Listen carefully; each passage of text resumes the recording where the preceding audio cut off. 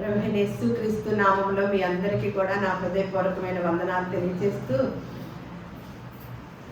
ఈరోజు మనల్ని చిన్నప్పుడు పుట్టగానే మన తల్లిదండ్రులు ఎత్తుకొని పెంచుతారు కదా. మన తల్లిదండ్రులు ఎంతవరకు ఎత్తుకొని పెంచుతారండి?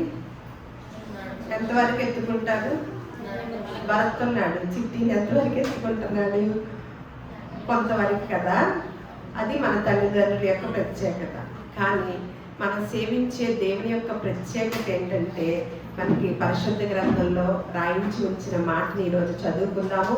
మనల్ని ఎప్పటి వరకు ఎత్తుకుంటున్నాడో మనం సేవించే దేవుడు అని ఈరోజు మనము తెలుసుకొని సంతోషంగా ఆయన మీద ఆధారపడుతూ ఆయననే నమ్ముకున్నాం. కానీ ఎలా నమ్ముకున్నామో, ఆయన ఎత్తుకునేటట్లుగా నమ్మామా, లేకపోతే మనం ఏదైనా అవసరతల కొరకు నమ్మామా అనేది ఒకసారి చూసి మనము వెళదాము ఇంటికి. యెషయా గ్రంథము 46వ అధ్యాయము కనుక తీసి ఉంచుకున్నట్లయితే, యెషయా గ్రంథము 46వ అధ్యాయము ఫస్ట్ నుంచి నేను 4 వచనాలు చదువుతాను. మీరందరూ కూడా శ్రద్ధగా వినండి. బేలు కూలుచున్నది, నెబో కృంగుచున్నది, వాటి ప్రతిమలు జంతువుల మీదను పశువుల మీదను మోయబడుచున్నవి. మీ మోతలు సొమ్మసిల్లు పశువులకు భారముగా ఉన్నవి. అవి కృంగుచు కూలుచు ఉండి ఆ బరువులను విడిపించుకొనలేక తామే చెరలోనికి పోయి ఉన్నవి. యాకోబు ఇంటి వారులారా, ఇశ్రాయేలు ఇంటి వారులారా, శేషించిన వారలారా, గర్భము పుట్టినది మొదలుకొని నా చేత భరింపబడిన వారలారా, తల్లి వడిలో కూర్చుండినది మొదలుకొని నేను చంక పెట్టుకొని వారలారా, నా మాట ఆలకించుడి. ముదిమి వచ్చు వరకు నిన్ను ఎత్తుకొని వాడను నేనే. తల వెంట్రుకలు నెరియ వరకు నిన్ను ఎత్తుకొని వాడను నేనే. నేనే చేసి ఉన్నాను, చంక పెట్టుకొని వాడను నేనే. నిన్ను ఎత్తుకొను రక్షించువాడను నేనే. ఇక్కడ మొన్న మధ్య మనము సోషల్ మీడియాలో ఎక్కువగా కొన్ని వార్తలు చూస్తూ ఉంటున్నాం కాబట్టి ఒక వార్త చూసాం. ఒక ఆయన, ఒక గురువుగా పరిగణలోకి ఉండే ఆయన, గురువుగా కొనసాగబడుతున్న ఆయన, ఒక చాలా మంచి మనస్తత్వం కలిగిన ఆయన, అందరిని కూడా న్యాయబద్ధంగా సమాధానాలు చెప్పే ఒక పెద్ద ఆయన్ని ఒక స్టూడియోలోకి పిలిపించి కొన్ని మాటలు మాట్లాడుకుంటున్నారు. డిస్కషన్ చేసుకున్న సమయాల్లో ఆ వ్యక్తి, ఆ గురువు గారు కొన్ని ఆధారాలతో సహా కొన్ని ఫోటోల్ని చూపించడం జరిగిందనమాట. ఏమనంటే, కొంతమంది మనుషుల్ని మనం మనుషులమైన మనము దేవుడి దగ్గరికి వెళ్ళి సేద తీర్చబడాలి. అర్థమవుతుందా? దేవుడు ఏం చేయాలంటే మనల్ని సేద తీర్చేవాడు అనమాట. ఆయన్ని మనం ఎత్తుకునేవాడు, మనల్ని మోసేవాడు, మనల్ని రక్షించేవాడు, మనల్ని పోషించేవాడు, మనల్ని సంరక్షించేవాడు. కాబట్టి మనము దేవుని దగ్గరికి వెళ్ళి సేద తీరే వారముగా ఉంటాం కదా. దేవుణ్ణి ఎప్పుడు అలాగా గౌరవించుతూ ఉంటాం కాబట్టి అలాగా కొనసాగుతూ ఉంటాం. కానీ ఇక్కడ కొన్ని ఫ్లెక్సీలు వేసే, కొన్ని పాంప్లెట్స్ వేసి ఒక వ్యక్తి, ఒక పెద్ద ఆయన, ఒక పదవిలో ఉన్న ఆయన దగ్గరికి ఒక దేవుడు, ఆయన ఆ పెద్ద వ్యక్తి, ఆ పదవిలో ఉన్న పెద్ద వ్యక్తి ఫోటో వేసి ఆయన దగ్గరికి వెళ్ళి ఈ దేవుడు సేద తీరుతున్నాడు అనమాట. అలాంటి ఫోటోని ఆయన రుజువులతో సహా చూపించి, దేవుడు అంటే ఎలా ఉండాలి, దేవుడు అంటే దేవునిగానే చూడండి, దేవుడు వెళ్ళి ఆ వ్యక్తి దగ్గర సేద తీరటం ఏంటి అని ఆయన చూపించినప్పుడు వెంటనే ఒక వ్యక్తి చెప్పుతో కొట్టడం మనం చూస్తున్నాము. ఒకసారి మీరు ఆలోచన చేయండి. ఇక్కడ పరిశుద్ధ గ్రంథంలో ఏమి సెలవిస్తుందంటే, మనం ఎప్పుడు కూడా మొదటి నుంచి కూడా దేవుళ్ళని మోయటం నేర్చుకున్నాం అన్నమాట. దేవుళ్ళని మనమే మోయటం నేర్చుకున్నాం. దేవుడు అనేవాడు మనల్ని మోయటం నేర్చుకోలే. మనకు తెలియదు ఆ బాణి. మనమే ఊరేగించటము, కొన్ని బళ్ళ మీద అలాగా కొన్ని ప్రతిమలు పెట్టి మోయటము జరుగుతూ మనమంతా కూడా పూర్వకాలం నుండి చూస్తూ వస్తున్నాం కదా. అదే విధానాన్ని ఇక్కడ ప్రస్తావిస్తూ యెషయా భక్తుడు ఏమని చెప్తున్నాడంటే, బేలు కూలుచున్నది, నెబో కృంగుచున్నది, వాటి ప్రతిమలు జంతువుల మీదను పశువుల మీదను మోయబడుచున్నవి. మనము మీకు అర్థమవుతుందా, చాలా అలాంటి ప్రతిమలు మనకు బళ్ళ మీద పెట్టి మోసి ఊరేగిస్తూ ఉంటారు కదా.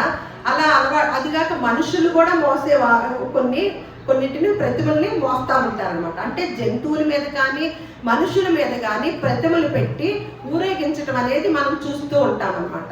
కానీ ఇక్కడ ఆ జంతువులు సైతము వారి సైతం ఏమంటది అంటే, మీ మోతలు సొమ్మసిల్లు పశువులకు భారముగా ఉన్నవి, అవి కృంగుచు కూలుచు ఉండి ఆ బరువులను విడిపించుకొనలేక తామే చెరలోనికి పోయి ఉన్నవి. అంటే పూర్వకాలం నుంచి ఇప్పటి వరకు కూడా అలాంటివి జరుగుతూనే ఉన్నవి అన్నమాట.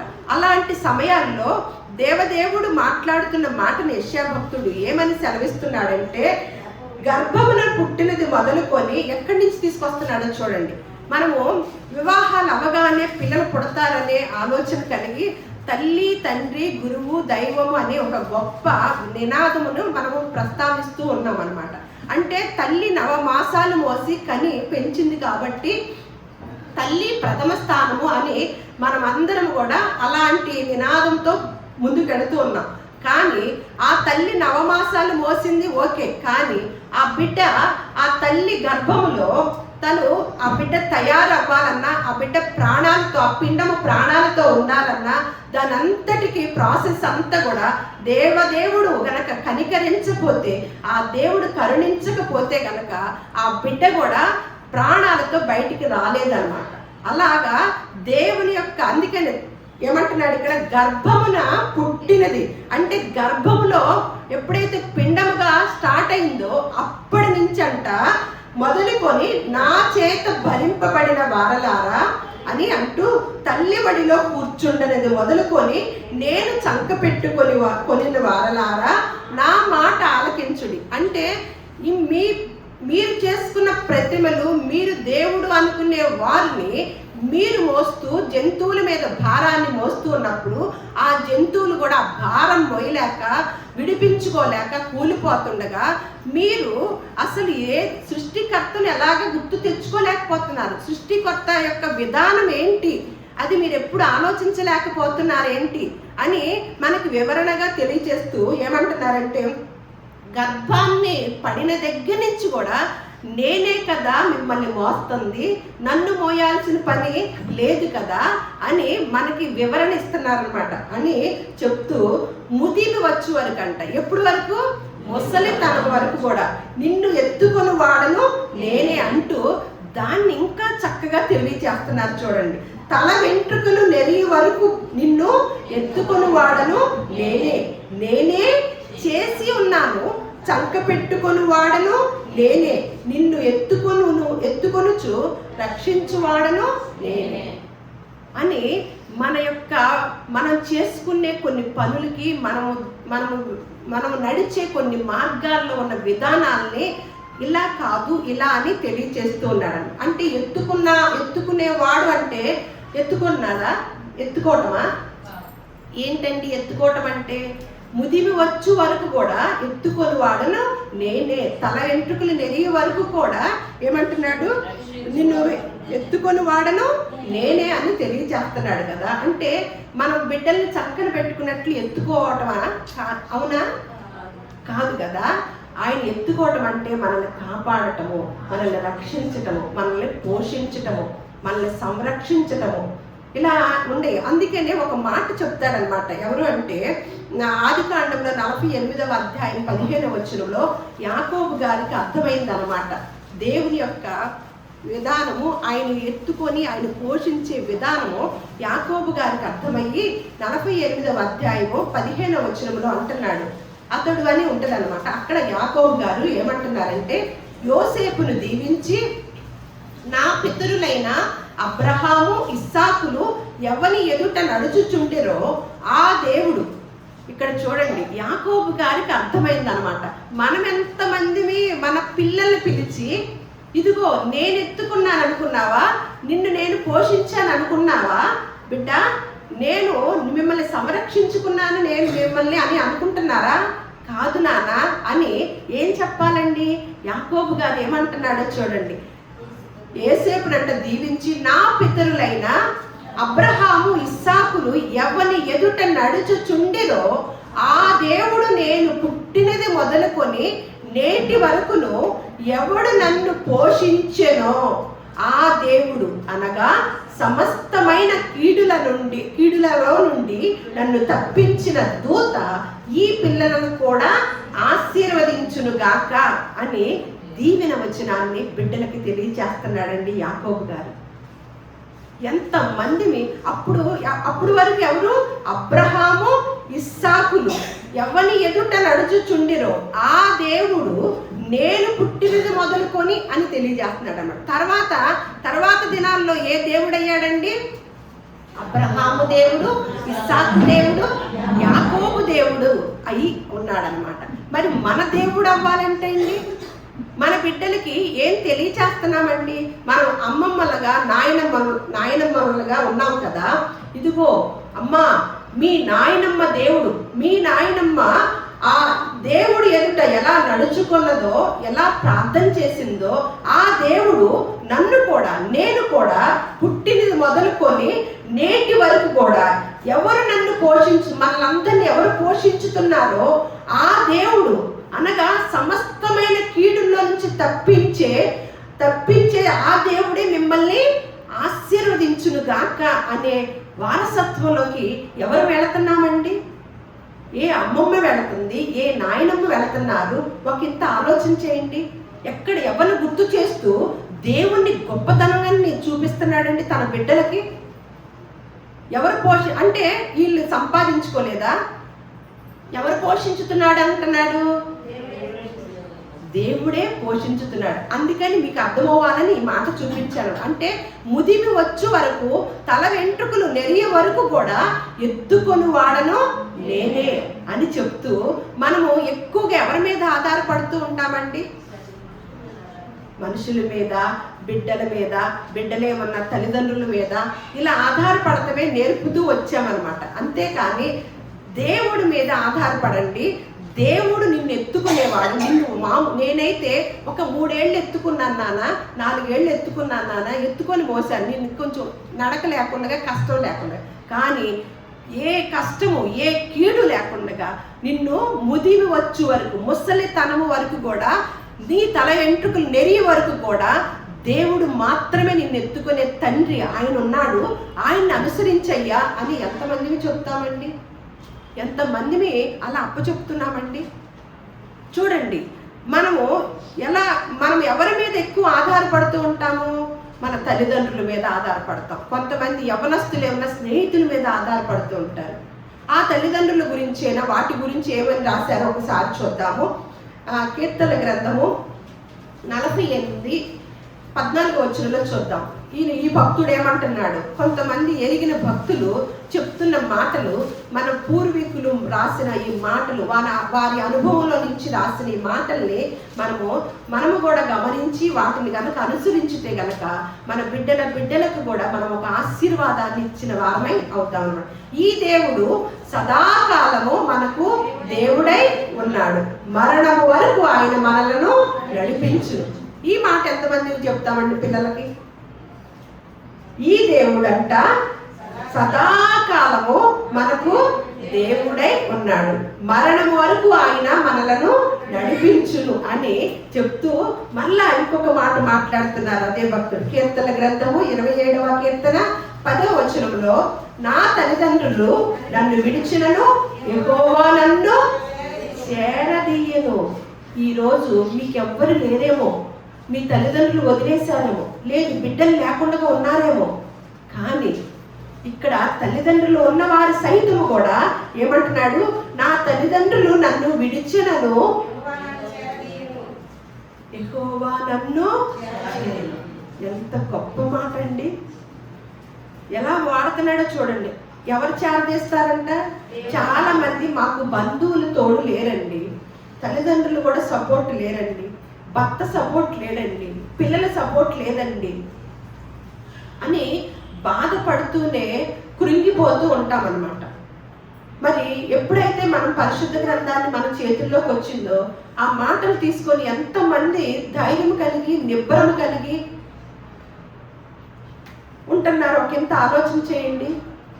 తల్లిదండ్రులంట నన్ను విడిచెలను యెహోవా నన్ను చేరతీయును. చేరతీస్తాడంటండి. చూడండి, మనము ఎక్కువగా తల్లిదండ్రుల మీద ఆధారపడే యవనస్తులు ఉంటారు కదా, అలాగే ముసలి తల్లిదండ్రులు ఉంటారు కదా, వారు ఎవరి మీద వారి చూపు అంతా ఎవరి మీద ఉంటుందండి? మరి ఇక్కడ తండ్రి దేవుడు ఏమని చెప్తున్నాడు? మీ తల వెంట్రుకలు, మళ్ళా తల వెంట్రుకలు నెరవేమోనని అవి కూడా చెప్తున్నాడు యాడ్ చేసి. మీరు ముసలి తల వరకు, అలాగే మీ తల వెంట్రుకలు ఎప్పుడు నెరిస్తే అప్పటి వరకు ఎత్తుకుంటాడంటండి. మళ్ళీ ఇంకొక మాట చూద్దాం, యెషయా గ్రంథము.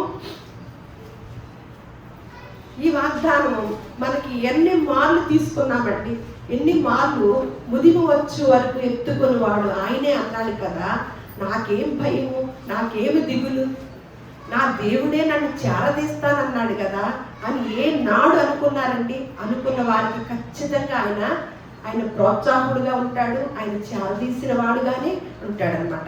49వ అధ్యాయం 15వ వచనంలో, స్త్రీ తన గర్భమున పుట్టిన బిడ్డను కరుణింపకుండా తన చంటి పిల్లను మరచునా? ఇది తెలుసా మనకి? ఇప్పుడు మర్చిపోయే వాళ్ళు కూడా ఉంటున్నారా? ఇది ఒకప్పుడు ఫిక్స్ అయిన మాట. స్త్రీ అంట తన గర్భమున పుట్టిన బిడ్డను కరుణింపకుండా తన చంటి పిల్లను మరచునా?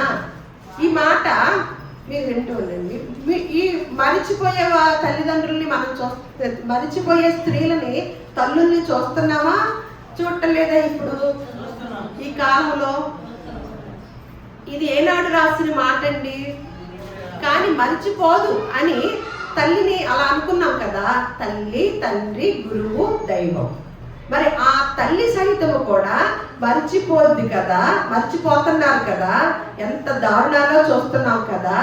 కానీ ఇక్కడ ఏమంటున్నాడు? వారైనా మరచుదురు కానీ. మర్చిపోతున్నారా లేదా?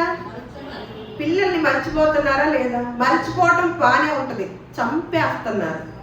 మర్చిపోవటం వేరు, చంపేయటం వేరు అనమాట. అలాంటి కాలం వచ్చిందా లేదా? మనము ఎవరి మీద ఆధారపడి ఎవరిని ఆనుకొని ఉండాలని అనుకుంటున్నామో వారు సైతం కూడా మర్చిపోయే రోజులు వచ్చినవి, వస్తున్నాయి, వచ్చినవి, వచ్చి ఉన్నవి. అలాంటప్పుడు ఏంటంటున్నాడు ఇక్కడ? వారైనా మరచుదురు కానీ నేను నిన్ను మరువను, చూడుము నా అరచేతిలో నిన్ను చిక్కుకొని ఉన్నాను. మొన్న మధ్య మనం ఒక కౌంటర్ గురించి మాట్లాడుకున్నాం. ఒక ఆయన మోషే సముద్రాన్ని ఎలాగా ఇటుగోడ కట్టేసి ఇశ్రాయేలు ప్రజల్ని ఆరిన నేలను తీసుకెళ్ళాడు అని, అదంతా డూబు అని చెప్పి వ్యక్తులు ఉంటారు కదండి. అలాంటి వ్యక్తులు అందులో క్రైస్తవ్యం మీద బాగా బురద జల్లాలని కంకణం కట్టుకొని ఛానల్స్ పెట్టుకొని మరీ పబ్లిసిటీ చేస్తున్నారనమాట. ఏమి జరుగుతుందనండి? అసలు పరిశుద్ధ గ్రంథంలో ఉన్న విధానము ఏమైనా ప్రేరేపించేదా? పగలు ప్రతీకారాలకి, యుద్ధాలకి ఏమైనా ప్రేరేపించేదా? ఎవరినన్నా శత్రువుని సైతము కూడా ప్రేమించమని మేము నడిచే మార్గదర్శకుడు చెప్తున్నప్పుడు మీకేమి ఇబ్బంది అండి? ప్రపంచంలో ప్రభుత్వాలకైనా, కొంతమంది ఛానల్స్ పెట్టుకున్న వారికైనా ఈ క్రైస్తవుల ద్వారా ఏమీ ఇబ్బంది లేదు సరికదా? వారి ప్రార్థన ద్వారా ఈ దేశము సురక్షితంగా ఉంటుందని ఎన్నాళ్ళకి తెలుసుకోగలుగుతారండి అని మోషే గారిని గురించి అంటున్నప్పుడు ఇక్కడ ఏమంటాడు? చూడుము నేను నిన్ను నా అరచేతిలో చెక్కుకున్నాను.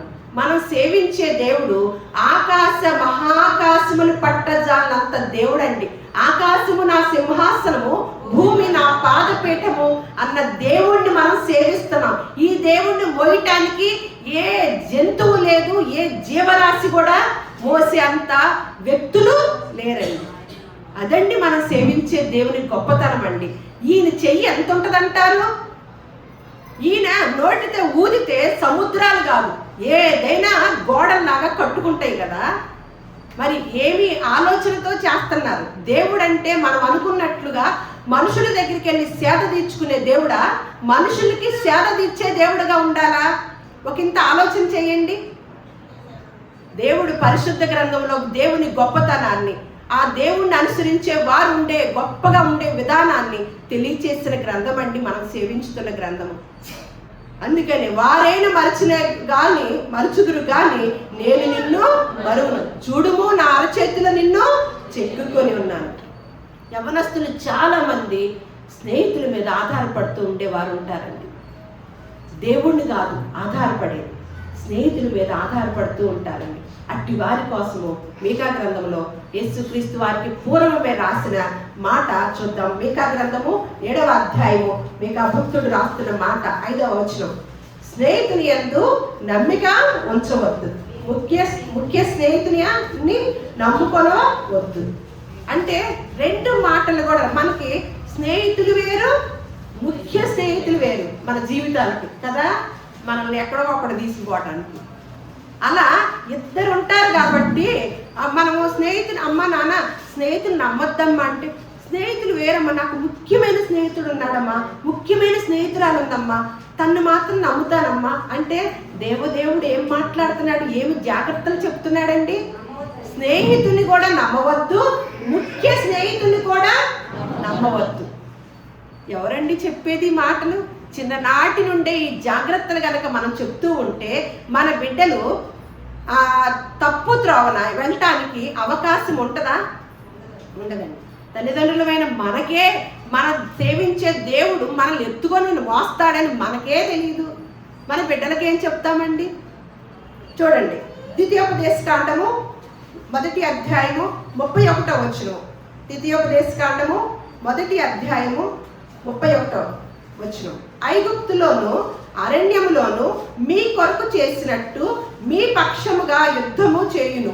మీరు ఈ చోటికి చేరు వరకు మీరు వచ్చిన మార్గమంతటిలోను మనుషుడు తన కుమారుని ఎత్తుకొనున్నట్లు మీ దేవుడైన యెహోవా మిమ్మును ఎత్తుకొని వచ్చిన సంగతి మీరెరుగుదురని మీతో చెప్పి తిని. అబ్బా, ఏం చెప్తున్నాడండి? ఎలా అంటండి? మీరు ఈ చోటికి చేరు వరకు మీరు వచ్చిన మార్గం అంతటిలోనూ మనుష్యుడంట తన కుమారుని ఎత్తుకొనున్నట్లంటండి. మీ దేవుడైన యెహోవా మిమ్మును ఎత్తుకొని వచ్చిన సంగతి తెలుసా మీకు? ఆనాటి ప్రజల్ని, ఇశ్రాయేలు ప్రజలకి ఏ ఇబ్బంది లేకుండా తీసుకొచ్చిన సంగతి మీకు తెలుసా? వాళ్ళని ఎత్తుకొని నడిపించిన దేవుణ్ణి మిమ్మల్ని నడిపించలేనా? మీ సమస్యలు ఆయనకి ఎలా ఉంటాయి? ఇసుక రేణువులను పోల్చడానికి కూడా లేదు. అంత అల్పమైన మీ సమస్యలను ఆయన సాల్వ్ చేయడా? మిమ్మల్ని ఎత్తుకొని మోస్తానన్నాడు. మీ లోపల ఉన్న బాధనంతటిని కూడా మోస్తున్నాడా? కానీ మనమేం తెచ్చుకుంటాము? మనమే మోసి షుగరు, బీపీలు తెచ్చుకుంటూ ఉంటాం అన్నమాట. ఎందుకంటే ఈ మాటలు మనం తీసుకోం కదా, నమ్ముకున్నాం కానీ దేవుని తెలుసుకున్నామా? నమ్ముకోవటం లేదు. నమ్ముకోవటం అంటే మనకు జ్వరం వచ్చింది, అయ్యా నేను నమ్ముకుంటానయ్యా, జ్వరం తగ్గించయ్యా, తగ్గింది, ఇక అంతే, ఆ లెవెల్లోనే ఉంటుంది. కానీ ఆయన గురించి తెలుసుకుంటే, నిన్ను ముదిమి వచ్చు వరకు, నీ తల వెంట్రుకలు నెరిగే వరకు ఎత్తుకొని వాడను నేనే. ఓ, నన్ను ఎత్తుకుంటాడా? నా తండ్రి నా తల్లి 3 ఏళ్లే ఎత్తుకున్నారా? ఈ తండ్రి, ఈ దేవుడు మేము ఎత్తుకోక్కర్లేదా? మా మా మా దొడ్డులో ఉన్న ఎద్దులు ఎత్తుకోక్కర్లేదా? మమ్మల్ని ఎత్తుకునే దేవుడు మాకు దొరికాడా అని ఏ రోజు అనుకున్నారండి? ఏ రోజు అనుకున్నారు? ఇంత ఆలోచన చేయండి. మనం అంతా ఆ ఇదిలో నుంచి వచ్చిన వాళ్ళమే కదా.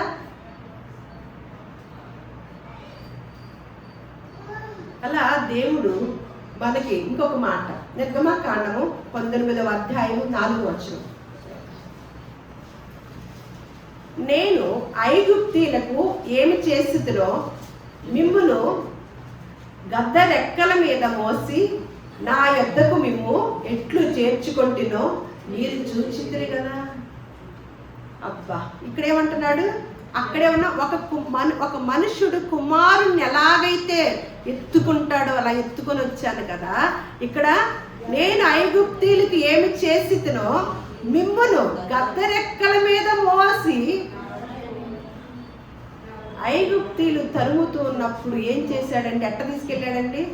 అప్పుడు ఎలా మనుషుడు మోస్తే కుదిరిద్దా? అస్సలు ఇవన్నీ వింటంటేనండి, అంటే మనకు ఒక పెద్ద సమస్య వచ్చింది, మనము దాన్ని తట్టుకోలేమన్నమాట. ఆ టైంలో ఎవరిని పంపించేస్తున్నాడు?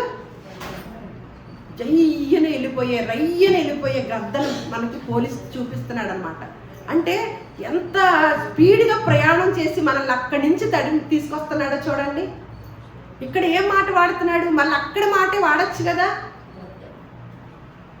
ఏమంటున్నాడు, నేను ఐగుప్తీయులకి ఏమి చేసినో మిమ్మును గద్ద రెక్కల మీద మోసి నా యొద్దకు మిమ్మును ఎట్లు చేర్చుకుంటునో మీరు చూచితిరి.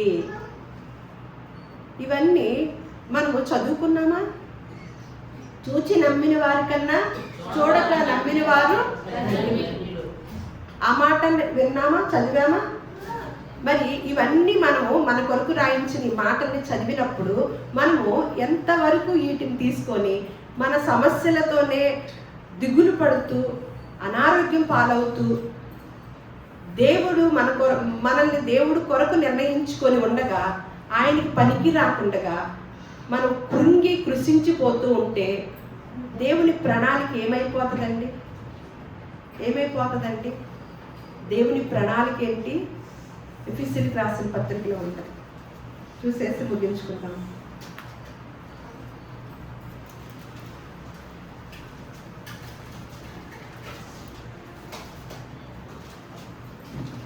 మొదటి అధ్యాయం 4వ వచనం. ఎట్లనగా తన ప్రియుని యందు తాను ఉచితముగా మనకు అనుగ్రహించిన తన కృపా మహిమకు కీర్తి కలుగునట్లు తన చిత్త ప్రకారమైన దయా సంకల్పము చొప్పున యేసు క్రీస్తు ద్వారా తనకు కుమారునిగా స్వీకరించుటకై మనలను ముందుగా తన కోసము నిర్ణయించుకొని మనము తన ఎదుట పరిశుద్ధులమును నిర్దోషులమునై ఉండవలెనని జగత్తు పునాది వేయబడక మునిపే ప్రేమ చేత ఆయన క్రీస్తులో మనలను. మనం ఎవరి పిల్లలు అనుకుంటాం? పలానా జయమ్మ గారు అమ్మాయి అండి, పలానా భాగ్యలక్ష్మి గారు అబ్బాయి అండి, పలానా ఇంకొకళ్ళ అమ్మాయి అండి, అది కదా మనకు తెలుసు. ఇక్కడ ఏమంటున్నాడు, యేసు క్రీస్తు ద్వారా తనకు కుమారునిగా స్వీకరించుటకై మనలను ముందుగా తన కోసము నిర్ణయించుకొని మనము తన ఎదుట ఈ కార్యక్రమం చేయాలన్నమాట. మనం ఏం చేస్తున్నాము? ఏ కార్యక్రమంలో ఉన్నాము? అసలు మనం ఎవరి కోసం వచ్చామో తెలిస్తేనేగా. అందుకే మనకి బాధలు, అందుకే మనం దేవుళ్ళని మొయ్యాల్సి వస్తుంది. మనం ఎవరి కోసం వచ్చామో, మనల్ని ఎలాగా మనల్ని పోషించుతున్నాడు, ఎవరు పోషించుతున్నారో, మనల్ని ప్రతిదినము ఎవరు సంరక్షించుతున్నారో తెలిస్తే మనల్ని ఆ దేవుడు మోస్తాడనమాట. ఇప్పుడు మీరు దేవుళ్ళను మోస్తున్నారా, దేవుడు మిమ్మల్ని మోస్తున్నారా అని ఒకంత ఆలోచన చేసి పరిశోధన చేసుకొని మనల్ని మోసే దేవుడిని మనం అనుసరించుదాము. ఆయన సెలవు లేకుండా మనము తినే ఆహారం కూడా అరిగించుకోలేము. ఆయన సెలవు కావాలి. ఆయన మనము ఆయన బిడ్డలముగా నిర్ణయం చేసుకొని జగత్తు పునాది వేయబడక ముందే ఇది నిర్ణయం అన్నమాట. మనం వచ్చే నిర్ణయం. ఈ ప్రణాళికను మనము పాడు చేసే వారముగా ఉంటున్నామా, నిలబెట్టే వారముగాను, ఆ తండ్రి పరువుని నిలబెట్టే వారముగాను, ఆ తండ్రి ప్రణాళికను అనుసరించే వారముగా ఉన్నామా లేదా అనేది మనల్ని మనం పరిశీలన చేసుకొని మనల్ని మోసే దేవుణ్ణి మనం అనుసరించుతూ మన ముదిమి వరకు, మన ముసలితనం వరకు, మన తల వెంట్రుకలు నెరిగి వరకు కూడా మనల్ని ఎత్తుకొని ఉంటాడు. ఆయన పోషించుతాడు, ఆయన మమ్మల్ని కాపాడుతాడు, మనల్ని రక్షించుతాడు అని గుర్తెరిగి ఆయన చేతులకి మన యొక్క జీవితాలను అప్పగించి ఆయనలో మనం సేద తీరుతాము. దేవుడి మాటల్ని మన హృదయాల్లో ఫలింప చేయగాక. దేవుడు మిమ్మల్ని అందరినీ కూడా ఆశీర్వదించునుగాక.